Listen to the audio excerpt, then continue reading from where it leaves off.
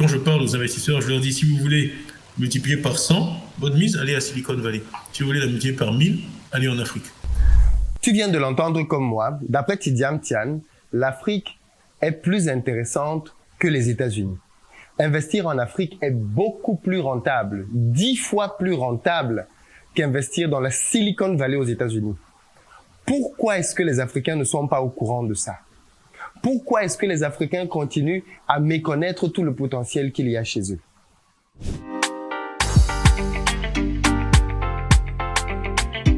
Salut à toi, bienvenue sur ma chaîne, moi c'est Philippe Simo. Et si je te parle d'entrepreneuriat et d'investissement, parce que c'est grâce à ça qu'on va développer notre continent. Donc si toi aussi tu veux en faire partie, tu t'abonnes et tu actives la cloche de notification. Tu trouveras ici une série de vidéos et de conseils qui vont te permettre de développer tes propres activités. Aujourd'hui, je veux parler d'une thématique très importante. La vision que les Africains ont de leur propre continent. J'ai été souvent très choqué par le mépris avec lequel certaines personnes parlent de l'Afrique alors même qu'elles sont nées, elles ont grandi en Afrique. Est-ce que vous avez déjà été face à ces Africains hyper complexés qui parlent de l'Afrique comme si c'était le dernier trou du monde? Moi, je connais des gens qui ont quitté l'Afrique, sont arrivés en Europe et 1 an après, 2 ans après, ils ont commencé à parler de l'Afrique avec tellement de mépris alors qu'ils sont nés là et ils ont grandi là. Vous en avez certains qui insultent l'Afrique, ils vous disent que l'Afrique n'est pas propre, ils vous disent que quand vous allez en Afrique, les gens sont trop comme ci, trop comme ça, alors qu'ils sont nés, ils ont grandi dans les mêmes ambiances. Mais parce qu'ils ont pris un avion, un dans leur vie, pas 2, un, parce qu'ils ne sont même pas encore revenus, parce qu'ils ont pris un avion, ils ont traversé l'océan une fois, ils commencent à parler de l'Afrique avec un tel mépris. Mais d'où est-ce que cela vient? Pourquoi est-ce que les Africains ont cette propension à vouloir très rapidement être les premiers à insulter tout ce qui vient de chez eux? Est-ce que ce sont uniquement les séquelles de la colonisation qui font qu'on continue de penser que tout ce qui est blanc est meilleur et que tout ce qui est noir est discutable? Moi, je ne comprends pas ça. Regardez par exemple le domaine des affaires. Je me tue à le répéter ici sur cette chaîne matin, midi, soir. L'Afrique est le meilleur endroit au monde où investir. Peut-être que parce que maintenant, Tidjane Thiam vient de le dire, certains d'entre vous vont y accorder du crédit. Pour ceux d'entre vous qui ne savent pas qui est Tidjane Thiam, c'est un homme politique ivoiro-français qui a fait ses classes en France, très brillant. Il a été à Polytechnique et je crois qu'il était major des mines ou centrales, l'une des 2 écoles. Mais surtout, c'est quelqu'un qui est le seul noir à avoir été directeur d'une grosse entreprise mondiale. Il était directeur général de la Banque Suisse avant de quitter cet établissement-là pour des motifs jusqu'aujourd'hui restés un peu suspects. Certains y voient d'ailleurs du racisme dans son départ du Crédit Suisse. Mais il a trouvé cette entreprise exsangue et il l'a complètement restaurée. Aujourd'hui, entre autres, Tidjane Thiam incite énormément de personnes à venir investir en Afrique parce qu'il leur dit une vérité simple. La Silicon Valley, vous faites du x100. En Afrique, vous faites du x1000. Les amis, est-ce que vous réalisez ce que ça veut dire? La Silicon Valley, c'est l'endroit où tout le monde rêve d'aller. La Silicon Valley, c'est l'endroit où vous allez trouver des entreprises comme Google. Le siège, la direction générale de Google est dans la Silicon Valley. La direction générale de Apple est à la Silicon Valley. La direction générale de Visa est à la Silicon Valley. Plein de grosses boîtes sont à la Silicon Valley. La Silicon Valley, c'est le fief de la technologie dans le monde. Et on sait que les boîtes de tech sont les boîtes qui ont une rentabilité extrême dans le monde entier. Mais Tidjane Thiam, qui s'y connaît très bien dans le monde des affaires, c'est pas un gars qui est sorti du quartier, c'est un gars qui a les mains plongées dans le domaine du business, qui travaille avec les grands patrons dans le monde entier, qui voit les chiffres, parce qu'il a été aussi ministre en Côte d'Ivoire, donc il connaît la réalité entrepreneuriale locale. Il nous dit en exclusivité, l'Afrique c'est x1000. L'Afrique c'est x1000. Vous pensiez que le summum dans le monde entier, c'était la Silicon Valley. Vous pensiez que c'était l'Amérique, le summum dans le monde entier. Eh bien, Tidjane Thiam vient nous dire, non, attendez. L'Afrique, c'est x10. Donc, si tu veux gagner de l'argent et que tu pensais aller à la Silicon Valley, sache que en allant en Afrique, tu vas multiplier ce que tu voulais gagner là-bas par 10. Pourquoi est-ce que les Africains ne se ruent donc pas vers le continent africain? Pourquoi est-ce que les Africains sont les derniers à profiter des opportunités que donne leur continent? Pourquoi est-ce que les Africains ne mettent pas tout en œuvre pour s'organiser, pour venir saisir les plus belles opportunités entrepreneuriales sur place? L'Afrique est remplie de problèmes. Le problème, c'est que là où les Africains devraient voir des opportunités, ils ne voient que des problèmes. En business, on dit derrière chaque problème se cache une opportunité. L'Afrique, ayant beaucoup de problèmes, en réalité est une terre d'opportunités. Quand je suis en Afrique, je vois à chaque carrefour les possibilités de se faire de l'argent. Pourquoi pensez-vous que les Libanais viennent et ne repartent pas? Pourquoi pensez-vous que les Chinois viennent et ne repartent pas? Pourquoi les Indiens viennent et ne repartent pas? Pourquoi tout le monde aujourd'hui veut venir en Afrique? Il n'y a que les Africains qui ne voient pas tout le potentiel qu'il y a chez eux. Plutôt que de voir derrière chacune des situations pour lesquelles ils se plaignent une opportunité de faire du business, les Africains sont là tout le temps à se plaindre, à se plaindre. Oui, au pays c'est sale, il y a les inondations, les routes ne sont pas ceci, il n'y a pas les feux, il n'y a pas comme si, tout le temps en train de critiquer. Mais ces critiques-là devraient être des opportunités de faire du business. Moi, quand je discute avec des Libanais ici, je me rends compte que les Libanais s'organisent en communauté, en groupe, pour faire de l'argent ensemble, pour faire du business ensemble et devenir une communauté puissante et soudée. Les Chinois font de même, mais les Africains sont tout le temps en train de se battre les uns contre les autres. Qu'est-ce que vous êtes en train de faire en Europe? Sur cette chaîne, je vous montre des personnes qui ont des succès en Afrique alors qu'ils sont partis de rien du tout. Vous n'avez pas besoin d'avoir des fortunes pour revenir en Afrique. Votre vision du monde et le niveau d'exigence que vous avez, si vous ramenez ça dans le business, vous allez cartonner. Parce que l'un des problèmes qu'il y a ici en Afrique, c'est que même ceux qui sont dans le business manquent cruellement de quoi? De professionnalisme. Voilà pourquoi est-ce qu'un ami me disait encore il y a de cela quelques années, en Afrique, il ne faut pas se poser la question du secteur dans lequel tu veux investir. Parce que tous les secteurs sont ouverts en réalité.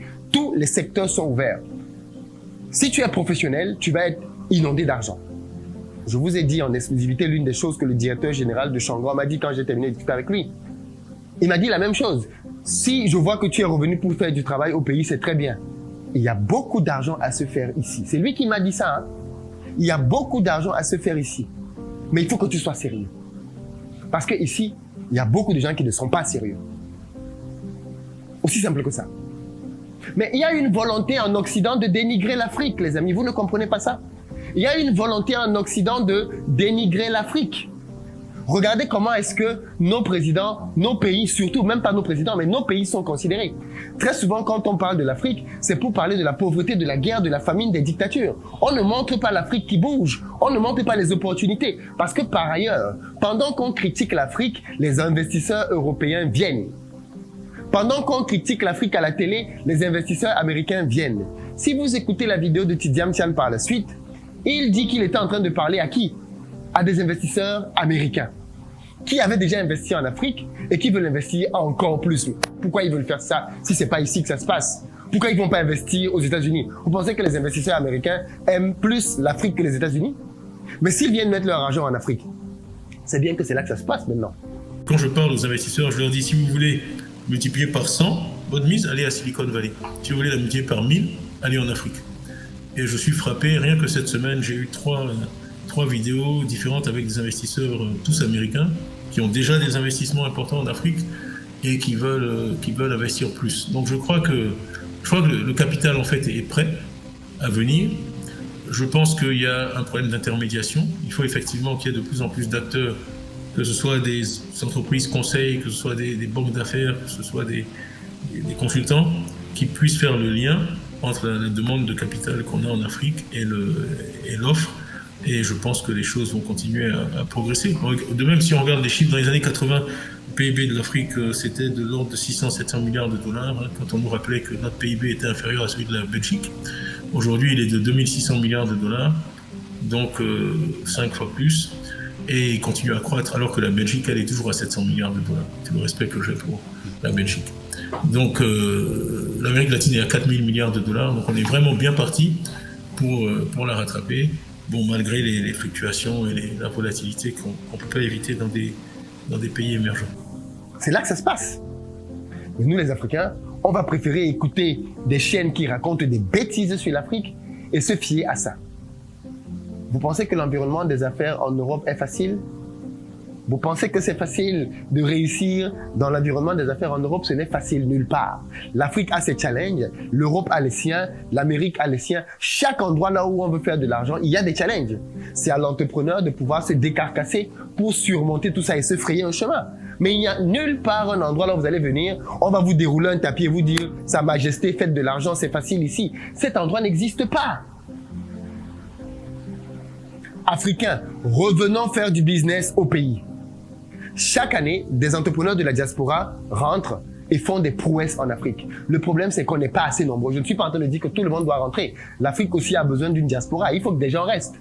Mais je pense que beaucoup d'entre nous gagneraient à revenir, devenir des héros en Afrique, plutôt que de rester des zéros en Europe. Beaucoup se plaignent de l'Europe, mais ils restent pourquoi? Alors que l'Afrique vous tend les bras. Si vous vous plaignez en Europe, si vous n'êtes pas bien en Europe, revenez. Revenez bâtir des choses ici. Revenez, prenez une année sabbatique, 2 années et venez tester vous-même le pays. Et vous allez être surpris de tout ce que vous pouvez faire ici. Il y a tellement de richesses à prendre en Afrique.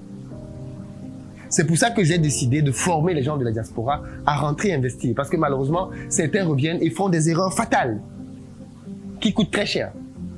Mais si vous êtes bien formé, vous avez des bonnes bases, vous avez les bons process, vous avez les bons réseaux, il n'y a pas de raison. Il n'y a pas de raison que ça ne marche pas. Si vous êtes en Europe, en Amérique, très prochainement, prenez vos places pour les prochaines journées de formation. Prenez vos places. On se retrouve ensemble au Canada le 20 août à Montréal, le 21 août à Toronto, la semaine d'après aux États-Unis, le 27 août à New York, plus précisément à Manhattan, et le 28 au Maryland. Pour parler de business en Afrique, je vais vous révéler des choses que vous n'imaginez même pas. Pourquoi est-ce que d'après vous, je prends mes sous pour venir investir en Afrique? Pourquoi? Vous pensez que c'est parce que je n'ai plus rien à faire en Europe? Pourquoi est-ce que vous êtes les derniers à voir ce qu'il y a et que tout le monde est en train de voir? Ne remettez pas l'Afrique à dans 10 ans. Parce qu'il y a des gens qui depuis 5 ans disent « je vais rentrer, je vais rentrer ». Rentrez maintenant. Je dis bien, tous ceux que je connais, jeunes là, moins jeunes même, qui sont rentrés, personne ne regrette. C'est ici que ça se passe. C'est ici que ça se passe. Venez bâtir vos empires. Quand tu es dans la diaspora et tu critiques les Libanais, à quoi ça sert? Tu es dans la diaspora et tu critiques les Chinois. Ta critique là ne sert à rien. C'est que tes propos que tu écris sur les réseaux là, tu crois que ça a quel impact? Ça ne gêne personne. Les amis, réservez vos places pour les formations. En France, on est ensemble le 8 octobre. Ça va être juste du jamais vu. J'invite avec moi des entrepreneurs qui vont venir vous expliquer comment ils ont fait pour quitter l'Europe, pour revenir, et ils sont devenus des champions. Ce sont des gars aujourd'hui dont les entreprises pèsent plusieurs millions d'euros, s'il vous plaît. Et ils ont quitté l'Europe pour venir faire ce genre de choses en Afrique. Donc, il faut venir en Afrique. Ce n'est même plus un sujet de discussion de venez en Afrique. Venez vous-même voir comment est-ce que des vies sont changées sur le continent. Et arrêtez d'écouter toutes ces chaînes de télé qui vous polluent l'esprit en vous faisant croire que l'Afrique c'est le voisin de l'enfer. Non. Il y a des difficultés, c'est vrai, mais si ce n'est pas nous qui venons les résoudre, qui va résoudre ces challenges? Si la jeunesse africaine ne se lève pas, qui viendra le faire pour elle? Soyons donc nombreux à revenir. Les amis, l'Afrique vous appelle. Répondez à l'appel du pays. Répondez à l'appel du pays. Ton pays t'appelle. Qu'est-ce que tu peux faire pour ton pays? Ne te demande pas ce que ton pays peut faire pour toi. Demande-toi ce que tu peux faire pour ton pays. Viens et deviens un acteur ou une actrice de changement. Arrêtons avec la critique stérile dans les réseaux et devenons nous-mêmes des acteurs qui faisons que les choses comptent. La réussite, ce n'est pas la sorcellerie, ce n'est pas la magie. Ce n'est pas le propre des Libanais, des Chinois. Tout le monde, si tu respectes les process, tu vas réussir. Donc viens et bâtis toi aussi ton empire. Vous les connaissez certains d'entre eux que vous suivez sur les réseaux et qui font des choses formidables. Venez vous-même et devenez des acteurs qui bâtissent des succès. Hommes comme femmes. C'est le moment. Créons aussi cet imaginaire africain. Créons ce rêve africain afin que de plus en plus de personnes rêvent de venir en Afrique. L'Europe et les États-Unis savent très bien se vendre. Quand vous êtes allé aux États-Unis ou en Europe, vous savez bien que tout n'est pas rose là-bas, que parfois c'est même compliqué. Mais on ne montre pas cette face-là. On préfère uniquement montrer les choses qui vont bien. Mais les choses qui sont mauvaises, on les cache. On les cache. Mais nous, les Africains, nous ne savons voir que les choses qui vont mal. Apprenons à changer notre regard. Imagine tous les projets que tu as pour l'Afrique dans ta tête. Beaucoup d'entre vous ont plein de projets pour l'Afrique, mais vous les remettez à plus tard. Imagine quand tu vas réaliser ces projets et qu'ils vont prendre, que tu vas commencer à avoir de l'impact. Comment ta vie va changer? Comment ta vie sera à ce moment-là? Toi-même, imagine. C'est le moment de mettre en action tes rêves. Si tu ne fais rien, ça restera des rêves. Mets-toi en action et bouge.